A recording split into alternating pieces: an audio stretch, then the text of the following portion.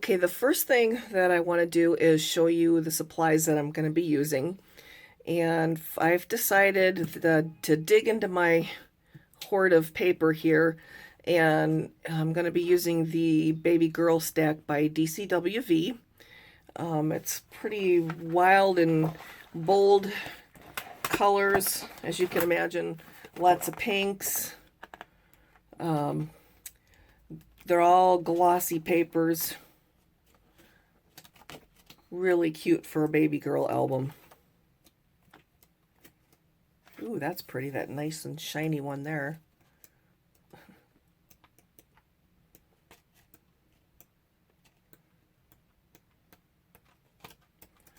Okay, and I like this because they give you lots of tags you can cut out too, because I like to stick a lot of tags in the mini albums when I make them. And it looks like there's two different sheets of them. 4 sheets, but 2 different ones. Okay.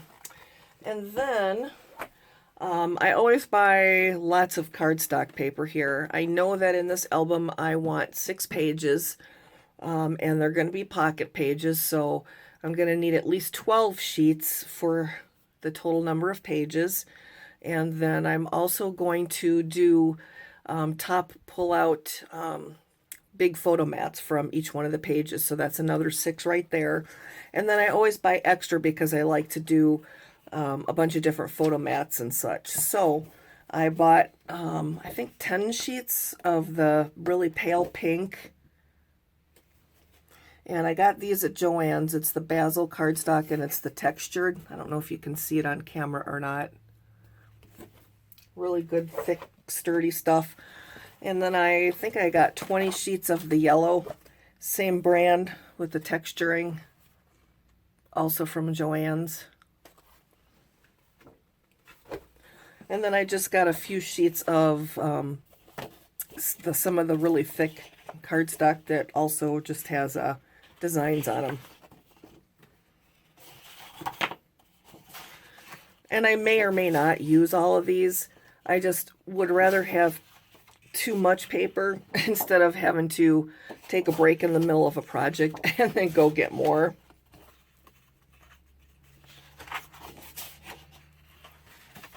I was kind of bummed they didn't have any real pretty ones like this in like the pale yellow. They had really bright yellow, but not pale, which is kind of what I would prefer on this album. Okay, and then I have 3 12 by 12 sheets of medium weight chipboard. I'm going to need 2 for the front and back covers, and then an extra one for the spine. And then I always use a Martha Stewart scoreboard, which you can see has definitely gotten a workout over the years, and a bone folder.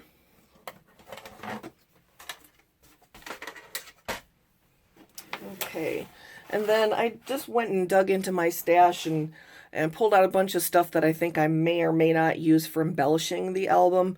I just usually, what I do is I pull out a bunch of stuff, and sometimes I end up using some of it, sometimes all of it, sometimes almost none of it. But let's see, I forgot this one here. I also have a corner chomper here because I am going to round the corners of each one of the pages. And this is just either 1/2 inch or 1/4 inch rounded corners. And it's supposed to have, you know, the green or kind of a turquoise color rubber handles on it, but mine kept pulling off, so finally I just left them off. Okay.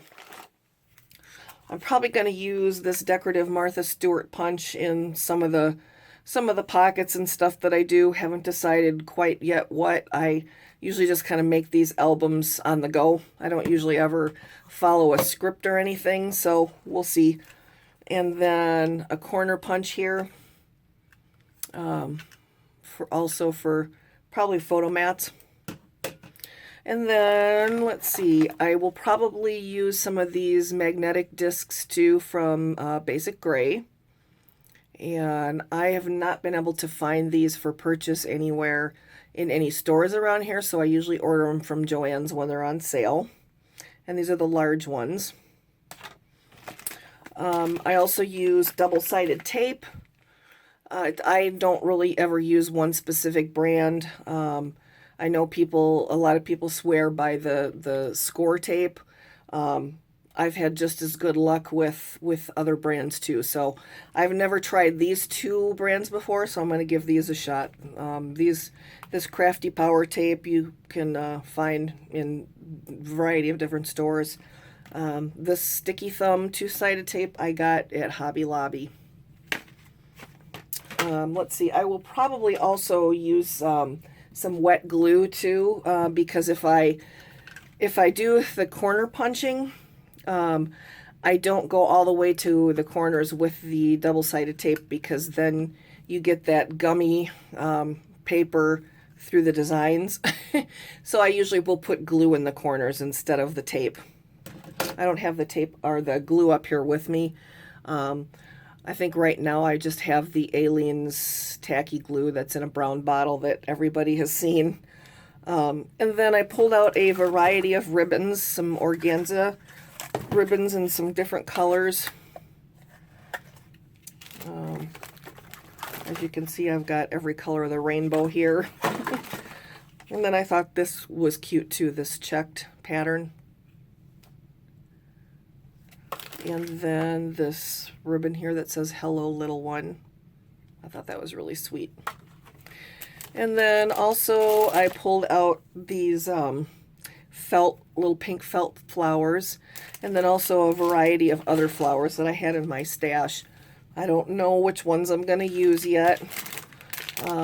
Usually once I get the book constructed and am ready to go with the embellishing, that's the last thing I do is you know, start embellishing each page. So I just have a variety of paper flowers and fabric flowers. I thought that little pink one was really sweet.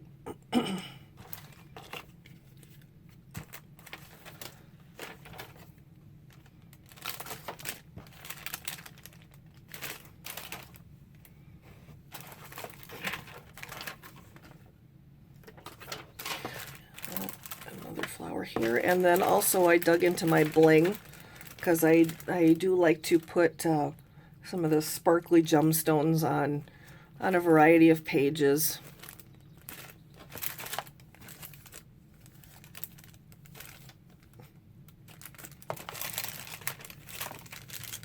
Oops.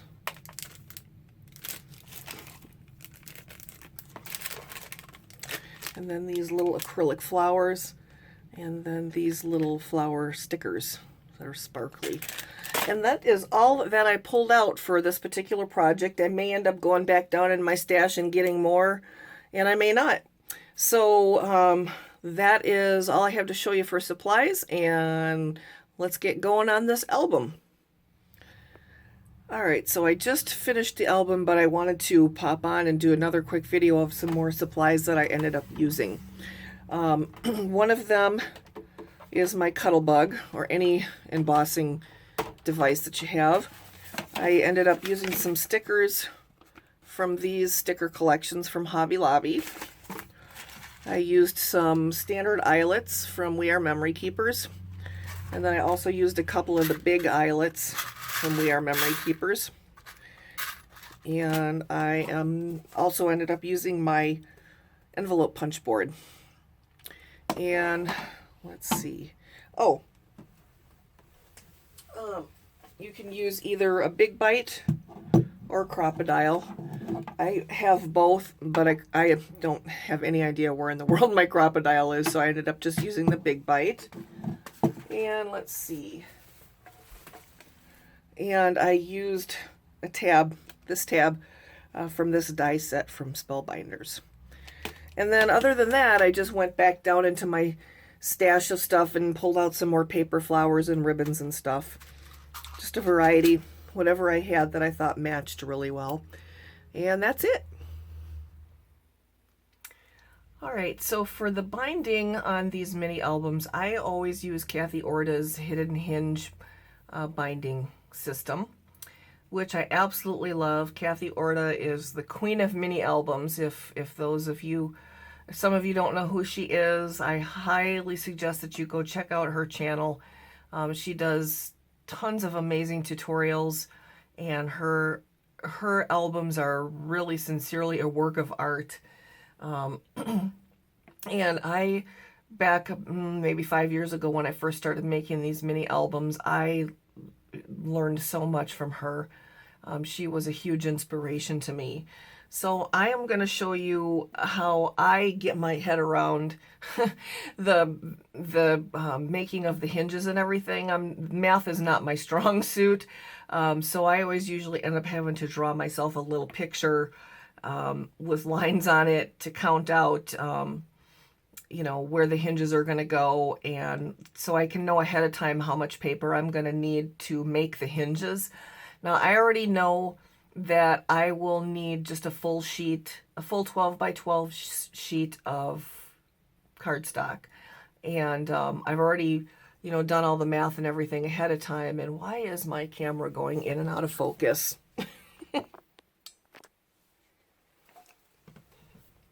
But I'm going to just walk you through how I do it, just in case you are, you know, if it's challenging for you like it is for me. So now the picture that I'm going to draw is just a little, it's just a little box with lines on it. It is not to scale, obviously, because I don't have a 12 by 12 sheet here in front of me. But I am just going to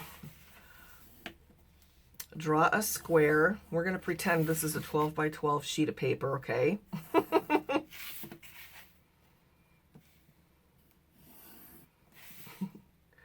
All right. So now where I usually start is I know that I am going to want 6 pages. So what I'm going to do is I'm going to just draw dashes here where each one of the lines that I draw that are dashes, that is going to represent where a hinge will be for each one of the pages. So I'm going to need 6 of those.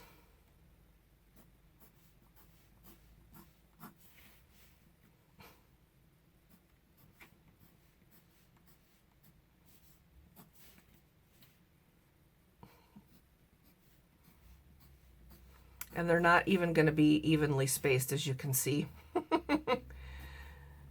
It's not about the measurements on here, it's about the visual, for me anyway. Okay. All right, so we have 1, 2, 3, 4, 5, 6 pages. Now each one of these hinges is, the hinges are going to be in like a triangular shape, like this. Let's see if you can get the gist of that. So there's going to be a 1/2 inch on one side of the hinge and a 1/2 inch on the other. So each hinge is going to be an inch worth of paper. So what I do is I go here and I mark 1 by each one of the hinges to represent 1 inch. Okay. And then in between each page, I want a 1/2 inch gusset in between each page. So I'm going to put 0.5 in between each page for 1/2 inch. And then for the front and the back covers, I also am going to want a 1/2 inch gusset in between the first page and the front cover. So there's another 1/2 inch right there. And then also a 1/2 inch between the last page and the back cover. But I also want a slightly larger flap on each side, because what I do is I attach a flap to each one of the covers to because it makes it a little bit more sturdy, so I can anchor it onto the chipboard. So this whole hinge system has less of a tendency to pull off the spine piece of chipboard. So front flap, back flap, okay? And then what I do is I add all these up. So we have 1, 2, 3, 4, 5, 6 inches here, okay? And then 1 inch, 2 inch, 3 inch, so 3.5 inches total in gussets. So 6 plus 3.5. And so we're going to need a total of 9.5 inches of paper for all of the gussets and for each one of the page hinges. Okay, so that leaves me with 2.25 inches to play with for the flaps. So divided by 2, each one of my flaps is Oh, I'm sorry, 2.5 inches. Jeez, see, I told you math was not my strong point. So that leaves me with 1.25 inches to use on each one of the flaps. Okay. Now I could make the flaps bigger if I wanted to by adding on another piece of paper, but I'm not going to do that because I'm going to add, that's one thing I forgot to show you in my supplies. I'm going to add a piece of Tyvek to the back of this whole system once we get it all folded up and put together like it's supposed to be. And that's going to make it stronger too. So that is my whole 12 inches of my piece of paper right there. So I'm happy that I don't have to add on to that, because I don't like it when I've got that seam, you know, falling somewhere in the hinging system, because it usually makes it harder for the hinge to move back and forth if it's kind of doubled up. So yeah, that is, hopefully this makes some sense to somebody, but that is how I usually figure out, you know, the inches and where everything is going to go and how much paper I'm going to need ahead of time before I start digging into the hinging system. So I will be back to actually show you how to do that. Okay, so the first thing I need to do is cut down my 12 by 12 sheet of paper here to the height that I am going to want my hinges. And I know that I want my pages to be 8 by 8. So I am going to cut them down to 7.5 by height, because I need that little bit of wiggle room on the hinges to fit them into the pocket pages. And that'll make more sense to you when I actually show you how to do it. So I am just going to cut this piece of paper down to 7.5. And I always keep my scraps because they make fantastic photo mats. So I'm just going to set that aside. And I don't have to cut the width down because I already determined that I'm going to use the whole 12 by 12 sheet. So I'm going to get rid of my cutting board here.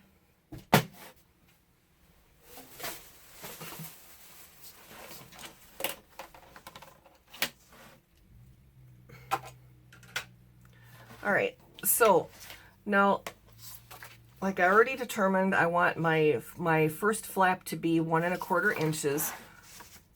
So that is going to be my first score line, is at 1.25 inches. Okay, and that's my first flap. And then I know I want to have a gusset in between the front flap and the first hinge, and I want that to be 1/2 inch. So it is going to be 1.75 inches. It will be my next score line. Okay, and now we're coming up on the first hinge, and the first side of it is 1/2 inch, so we need to make a score line at 2.25. And then down the other side of it, so another 1/2 inch, so 2.75 is the next score line. Okay. Now that, here, maybe it'll make more sense if let me grab a pencil here.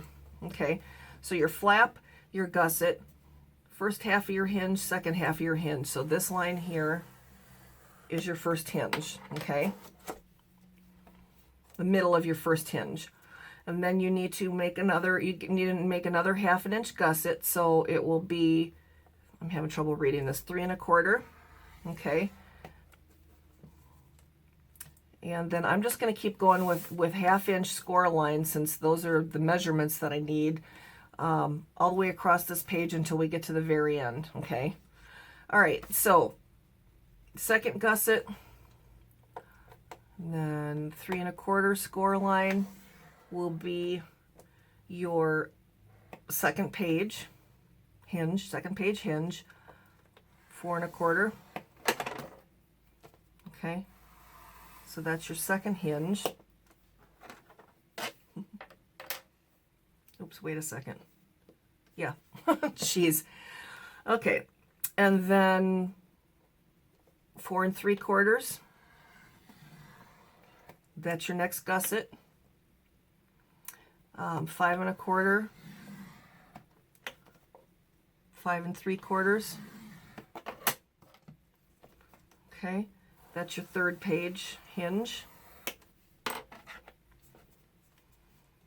Okay, where was I? 5 3/4, so 6 1/4. That's your next gusset. 6 3/4, left side of the hinge. 7 1/4, right side of the hinge. So there is your page 4 hinge. All right. And then 7 3/4. There's your next gusset right here. 8 1/4, one side of the hinge. 8 3/4 on the other side of the hinge. Okay. 1 2 3 4 5. Yeah, 1 2 3 4 5. That's your 5th page hinge. Okay. And then we already got 8 3/4, so 9 1/4. That's your next gusset. 9 3/4, left side of the hinge. 10 1/4, right side of the hinge. And there is the hinge for your 6th page. Okay, and then you've got your gusset already here. I know it's probably hard to see these score lines, and I apologize for that. There is your last gusset here. Or actually, sorry about that. 10 1/4, 10 3/4. Okay, there is your last gusset. Okay, and then this is your back flap. And it doesn't matter if I write on these because they're all going to be covered up with paper anyway. And your front flap. Okay. Now there you have your hinge system. And so what I'm going to do next is start folding it up. So the hinges are sitting up and the gussets are down. And then I will do the double-sided tape to actually put it all together. So let me get rid of this scoreboard real quick here. And like I said, this is not really supposed to be a tutorial. So if you really want a really good explanation of this hidden hinge binding method, go to Kathy's channel. I'll link it in the description box below. All right, so we want the flaps to be up. Okay.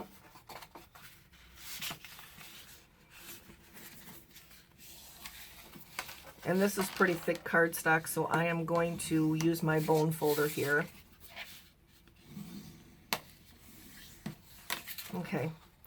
And then everywhere that there is a line for a hinge, I want to fold down on each side of the line that I drew so the hinge is sticking up. Okay.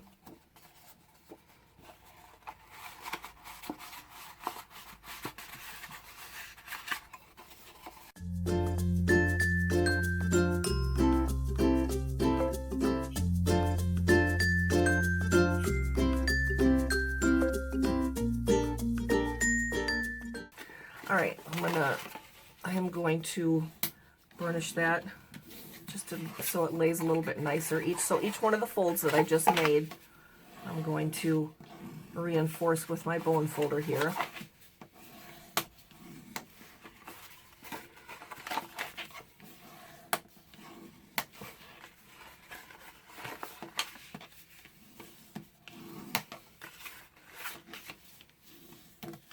All right. Now each place there's a fold here, that is going to be one of your hinges. So then the next thing that I want to do is I want to take, now where you've got the score lines on either side of the hinges, you want to fold it back the opposite way. So instead of folding it down on each side of the score line, fold it up towards you. So it looks like there's another hinge on the back side of the paper. It's not a hinge, but it's just a way of helping you see where the gussets are supposed to be a little bit better. So see, I just did that with the first gusset here. So let's say this is all put together. This is the front flap where the front cover is going to attach. This is the gusset in between pages. And then I'm going to fold on that score line on the other side of the hinge. And that's your first hinge right there, okay? So front cover, gusset, your first page hinge, and then the pocket page is going to sit on either side of that hinge, okay? And I'm going to do that all the way down, or all the way across, I should say. I'm just going to fold those score lines and pop up the hinges.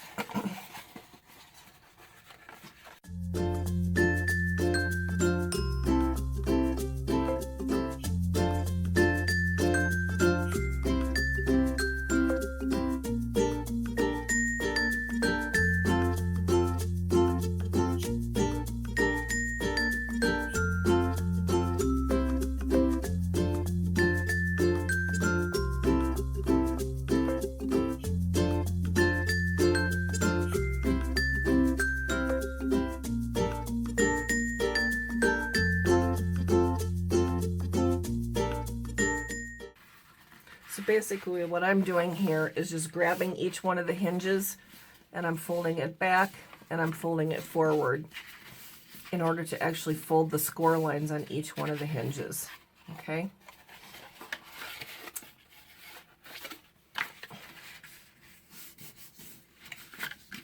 And I'm just going to go back and grab them and do it again so they actually will turn a little bit easier. Oops, I think I missed one. Oh, I grabbed the wrong spot, sorry.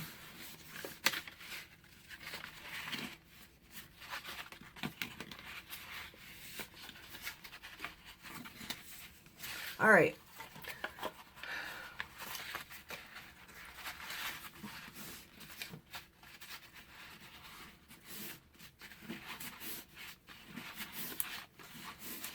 All right, so there we go. Each one of the hinges are folded up, and you can see the gussets in between each one of the pages.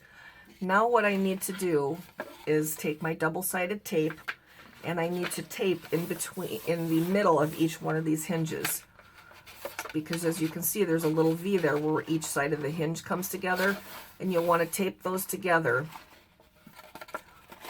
So once it's all taped together, it'll look something like this. Okay, and then that's how you get the width of the spine that you're going to need. Not including the flaps, all right?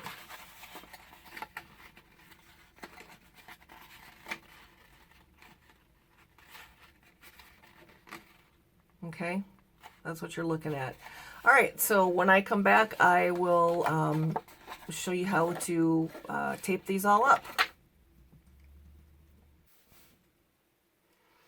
Okay, I went and grabbed my double-sided tape here, and now I am just going to tape in between each one of the hinges. And I only need the one piece of tape because it's double-sided and they're gonna fold together.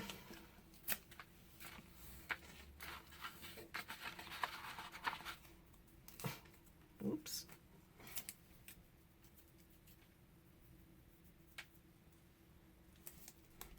Oh, this tape is not the best here. I don't know if I'll be buying this brand again. It wants to stick to my fingers and then it kind of rolls up on you.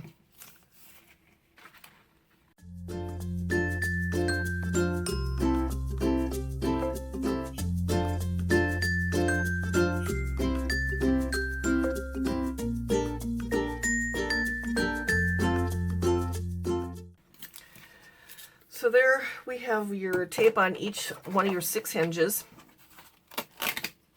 And I'm just going to burnish it a little bit so it lays flat before I start pulling off the backing.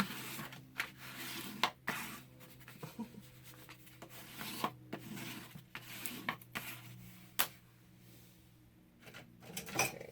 And then I just usually take some scissors and trim off the excess.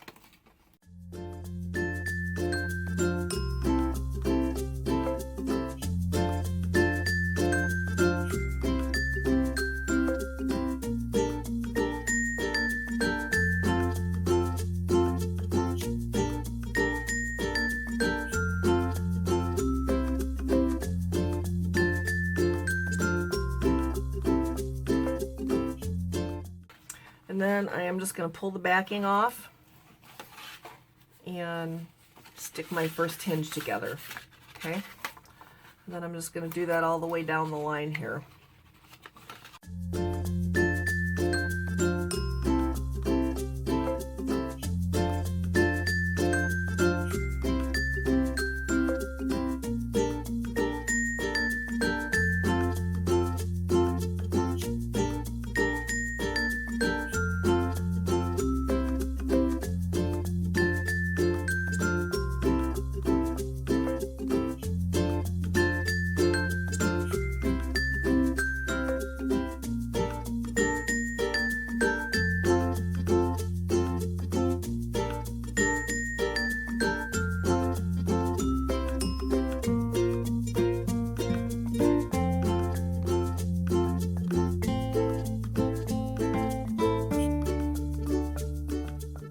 Take my bone folder again and just run it over each one of the hinges again just to make sure it's good and stuck to the tape.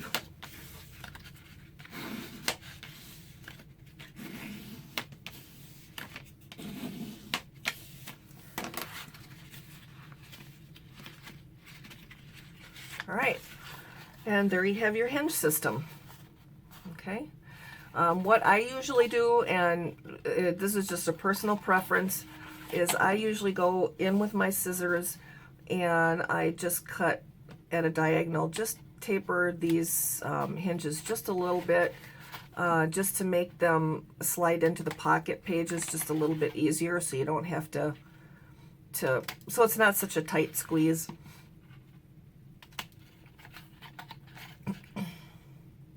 And like I said, that's just personal preference. And I do that on each side of the hinge.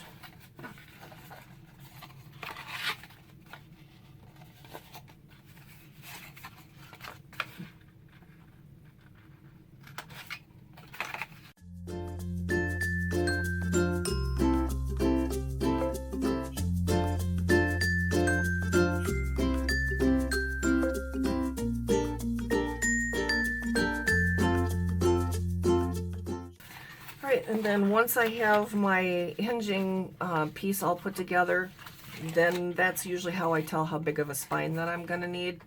Now I've done it both ways, where I've actually cut the chipboard piece for the spine big enough to also glue down the front and the back gussets, and I've done it where the chipboard piece ends at the first and the last pages. So for example, I could cut it this big, or I could cut the piece just big enough to fit each one of the pages. So that big right here.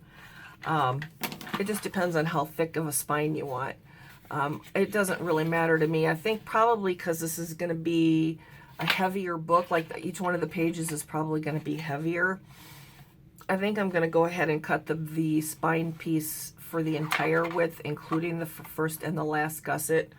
That way, when I anchor it down, it'll probably be a little bit sturdier, because what I've had happen in the past is if you don't have a really good anchor with this hinge piece, the heaviness of each one of the pages will eventually start pulling it away from the spine, okay? And you don't want that to happen, because then you have to go in and try and fix it. All right, so that's your hinge piece all put together. I'll be back with the next part.